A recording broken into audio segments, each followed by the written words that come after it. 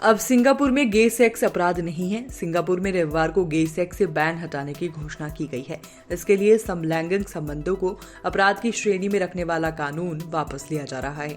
चलिए आपको बताते हैं कि कब इसे एलजीबीटी बुलाने की शुरुआत हुई, किन किन देशों में क्या है एलजीबीटी के अधिकार। कब हुई एलजीबीटी बुलाने की शुरुआत? 1990 में एलजीबीटी बुलाने की शुरुआत हुई है। एलजीबीटी क्या है? एलजीबीटी यानी लेस्बियन, गे, बाइसेक्सुअल और ट्रांसजेंडर।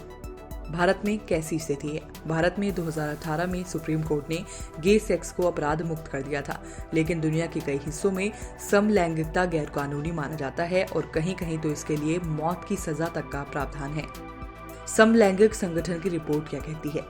2020 में international lesbian, gay, bisexual, trans and intersex association ने एक रिपोर्ट प्रकाशित की थी, जिसमें 69 देशों में समलैंगिकता को प्रतिबंधित बताया गया था और 11 देशों में इसके लिए मौत की सजा के बारे में जानकारी दी गई थी।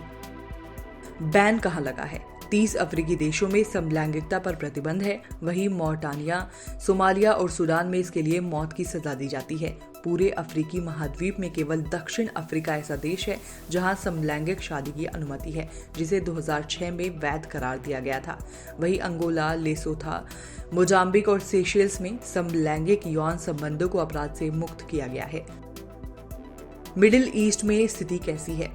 सऊदी अरब और संयुक्त अरब अमीरात जैसे कई देशों में समलैंगिक संबंधों को लेकर मौत की सजा का प्रावधान है। इजराइल समलैंगिक अधिकारों को मान्यता देता है, लेकिन उसके देश में नहीं। लेबनान में अन्य अरब देशों के मुकाबले समलैंगिकों के लिए नरमी बढ़ती जाती है।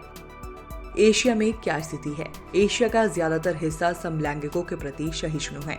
इस क्षेत्र में ताइवान पहला ऐसा देश है जिसने 2017 में समलैंगिक विवाह को अनुमति दी। वियतनाम ने 2015 में समलैंगिक विवाह समारोह से प्रतिबंध हटा दिया था, लेकिन समलैंगिक संगठनों को पूरी तरह से कानूनी मान्यता नहीं दी है। थाईलैंड में इसी वर्ष जून में सांसदों ने समलैंगिक यूनियनों को वैध बनाने की प्रारंभिक मंजूरी दी थी। न्यूजीलैंड और ऑस्ट्रेलिया में समलैंगिक विवाह की अनुमति है। यूरोप में स्थिति क्या है?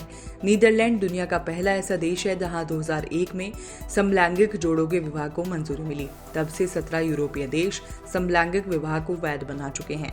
इसमें ऑस्ट्रेलिया, बेल्जियम, ब्रिटेन, डेनमार्क समेत कई देश हैं। वहीं कुछ देश केवल समलैंगिक नागरिक भागीदारी की अनुमति देते हैं, जिनमें चेक गणराज्य, Croatia, Cyprus, Estonia, Greece, Hungary और इटली शामिल है।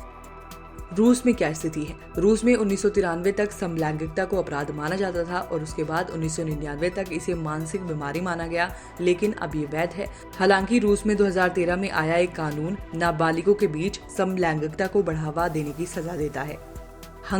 हंगरी भी 2021 में एक ऐसा कानून लाया जिसमें नाबालिगों के लिए समलैंगिकता या लिंग परिवर्तन का विचार करने पर जुर्माना भरने की सजा का प्रावधान है। कई देशों में समलैंगिक जोड़ों को बच्चा गोद लेने की अनुमति है। 12 यूरोपीय देशों में समलैंगिक जोड़ों के लिए सहायक प्रजनन की अनुमति है। अमेरिका में क्या स्थिति है? कनाडा पहला ऐसा अमेरिका देश है जहां 2005 में सेम सेक्स मैरिज और समलैंगिकों द्वारा बच्चा गोद लेने के लिए अनुमति दी गई। इसके 10 साल बाद संयुक्त राज्य अमेरिका ने देश में गे मैरिज को वैध कर दिया।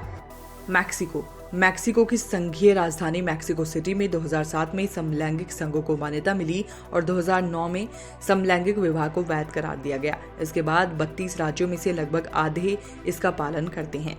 क्यूबा में अगले महीने यानी सितंबर में नए पारिवारिक कानून को अपनाने को लेकर एक जनमत संग्रह कराया जाना है, जिसमें सेम सेक्स मैरिज को वैध बनाना भी शामिल है।